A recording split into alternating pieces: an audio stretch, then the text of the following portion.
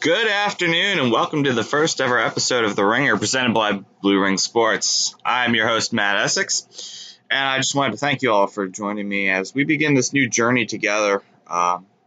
Let's start by getting to today's headlines.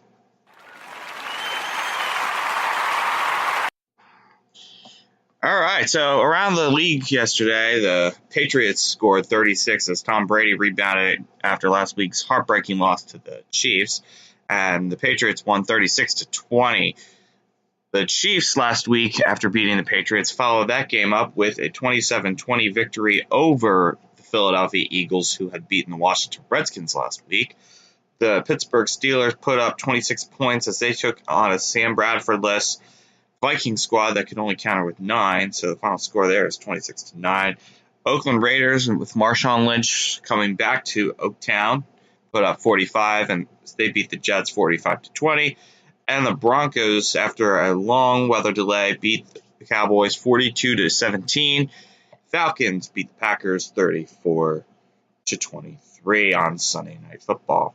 In injury news, Panthers tight end Greg Olsen has a broken foot and will miss at least 8 weeks from the team. The team is considering putting him on IR and will reevaluate the situation after he sees another medical opinion.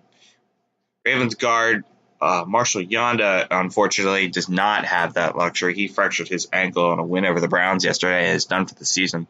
Tony Bergstrom, acquired in a late preseason trade, takes over for him for now. Browns receiver Corey Coleman broke his hand in the same game after a collision with Ravens cornerback Marlon Humphrey. He'll be out for at least 6 weeks now. Team also evaluating that. Sam Bradford, who did not play, as you heard earlier, in that game for the Steelers, is day-to-day with a bone bruise, and so we will keep you updated on that. Don't forget Monday Night Football tonight. Lions at Giants from MetLife Stadium, East Rutherford, New Jersey. Sean McDonough and John Gruden will have that for you over on ESPN. Recap tomorrow on The Ringer. NHL preseason action continues tonight with a slate of preseason games that include Maple Leafs at the Senators, Islanders at the Rangers, Washington Capitals at the Devils, and the Montreal Canadiens at the Boston Bruins. So I wanted to get this episode started by talking a little bit of college football. I know it's a big passion of mine, and I know a lot of you out there also love it. So let's start with the most obvious game, the USC-Texas game. USC came into the game a 17-point favorite, and the game didn't disappoint. It disappointed if you bet on the Trojans to cover 17 points, which they didn't. Final score in that game was 27-24.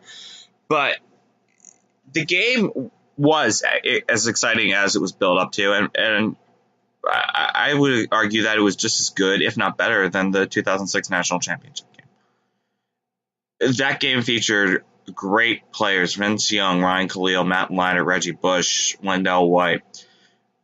But this game had a little bit of something special to it. Nobody thought that Texas would compete with USC. You know, they had their blowout win against San Jose last week, and the home opener against Maryland, where they fell 51-41. But when you take a good team like Texas, and they are a good team, you know, if you take a look at them playing against a banged-up SC squad, I mean, Cam Smith went down, and he's the voice and the heart and soul of that USC defense. So that game was really excellent. Sam Darnold, I don't know if you've seen better quarterbacks lately. Kelly Bryant maybe over the weekend against Louisville. We'll get into that in a little bit. But with his team trailing, just seconds left in the game, and getting that deep pass to get them into field goal range to set up the game-tying kick for Chase McGrath, that kid is something special, and it's something that USC hasn't had at the quarterback position since arguably Matt Leinart. I mean, they went through John David Booty, they went through Cody Kessler, they went through all sorts of quarterbacks. And so Sam Darnold really proved why he was able to keep his team in the game. He threw a couple of interceptions. Again, one, not his fault. This is, he's human after all. But the leadership he showed, I think, makes him one of the best players for SC moving forward.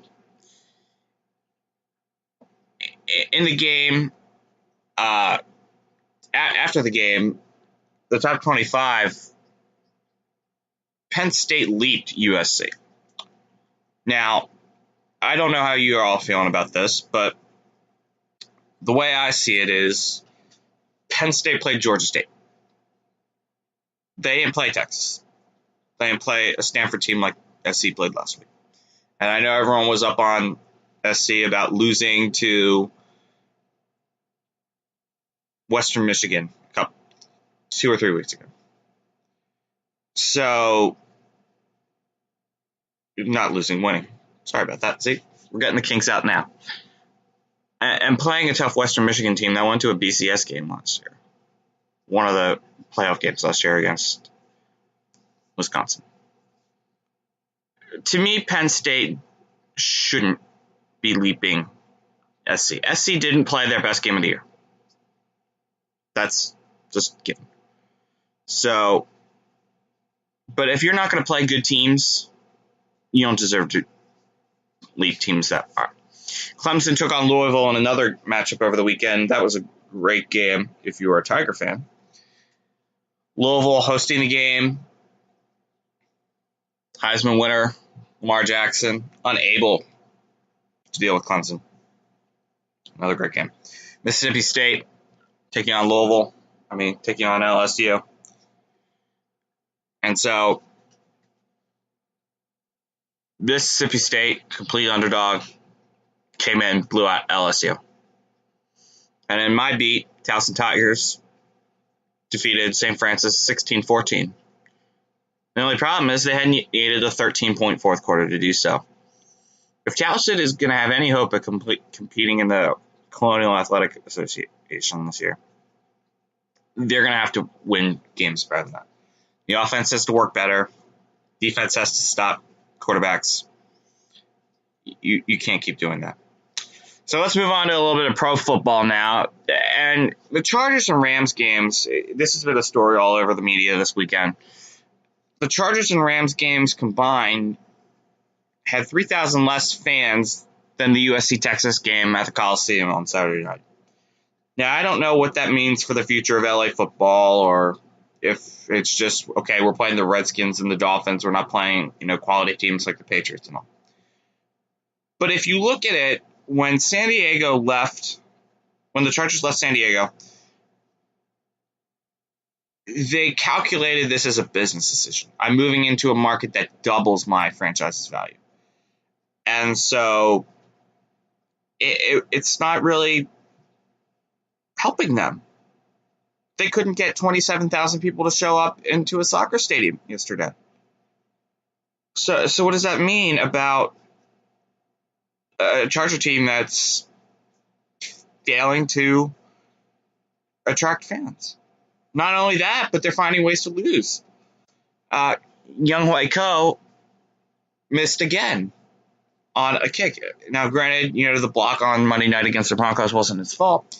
But then you take a look at that kick yesterday. He missed an easy kick earlier in the game. And then the game-tying field goal misses that. So it remains to be seen if the Chargers are going to bring in a new kicker or not. But we'll keep you apprised on that one as well. Interesting enough, down in San Diego, anytime the Chargers lose, El Pollo Grill gives away free tacos now. So that's interesting.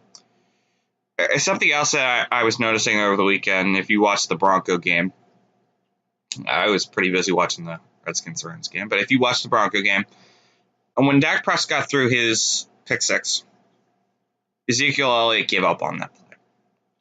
Now, I don't know if it's just me, but if you're going to be on a team and your quarterback throws an interception and you just stand there looking around like nothing's going on, nothing to do, that's pretty disheartening. And I think that speaks volumes to his character and the kind of player he is. Now, Ezekiel is a great runner. Wasn't great yesterday. 8 yards.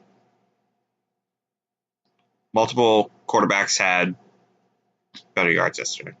Josh McCown had more running yards yesterday. You can't keep doing that. If you're going to be a professional athlete, you need to be a professional athlete. And a professional athlete means even if you have no chance of getting Aqib Talib on that pick six, you still run after him and make an effort. It's a team. So we'll see how that goes. Aaron Rodgers and Russell Wilson struggling mightily. Russell Wilson only managed one touchdown, missed extra point. Kickers not performing as well as they used to late before. But the Seahawks are struggling. They struggled last week at Lambeau. They struggled this week at home against the 49ers. They'll probably turn this around. This is probably still a Seahawks division. Cardinals, again, had to go to overtime versus the Colts. So we'll see how that goes. And I just wanted to close out the final minutes of our podcast today by talking a little bit about the Maryland Challenge. I spent the weekend down in College Park, home of my alma mater, University of Maryland Terrapins, covering a volleyball tournament called the Maryland Challenge. Took place between University of Southern California, Maryland, Oklahoma, and University of Washington. Now on Thursday, USC was upset 3-0 by the Maryland Terrapins. That was a shocker. USC coming into the game ranked 18th in the country. Maryland not ranked at all. USC feeling really well. And Maryland came out and won. And it was impressive. That win really was probably a program maker for Maryland right now. They haven't been ranked in 12 years, November 2005. Received 8 votes in the women's volleyball poll today. But you take a look at the sidelines of that, and if you've never been to a women's college volleyball game before, you should go. I mean, I'm sure there's a college basically wherever everybody lives, and so just take one in. You're not going to see the crowds you are at a football game or a basketball game, but go and see these girls play. Every play, even if these girls weren't on the court, even if they were on the sidelines, or even if they were hurt, Maryland's Katie Myers on the sideline cheering their team. It's something to see. So you all should go see that. And so Maryland defeated USC. Washington defeated Oklahoma earlier on Thursday. And then on Friday, Oklahoma came out, lost 3-0 against Maryland. Oklahoma then had to come out and play USC, a USC team that wasn't too happy after their loss to Maryland. And so they played really well. Senior opposite hitter Brittany Abercrombie came out and absolutely punished the Sooner defense. So USC defeated Oklahoma 3-1 to take that game. And then to close out the Maryland Challenge, Washington took on Maryland for the title. Washington won 3-0 to claim the Maryland Challenge. But it was really interesting. And then talking to some coaches from Washington and USC after the game, it was really interesting to see how they thought Maryland as a host both said it was a great job and that it would help grow the sport of women's volleyball by having, more tournaments like these that are played in arenas like Xfinity Center down in College Park or Galen Center at USC. So pretty interesting. If you get a chance, go see it. A women's college volleyball game, I guarantee you won't disappoint. And over the weekend, the Indian streak came to an end. 22 games. Broke the American League record. Does not break the 1916 record by the New York Giants, but I'll leave that up to you for debate. Well, that'll do it for this edition of Rare. Thank you for joining me this afternoon, and even when we're not live, Blue Ring Sports always is. Read the latest at BlueRingSports.com, and catch another episode tomorrow afternoon at 4. This is Matt Essex signing off. Thanks so much, and you all have a wonderful day now.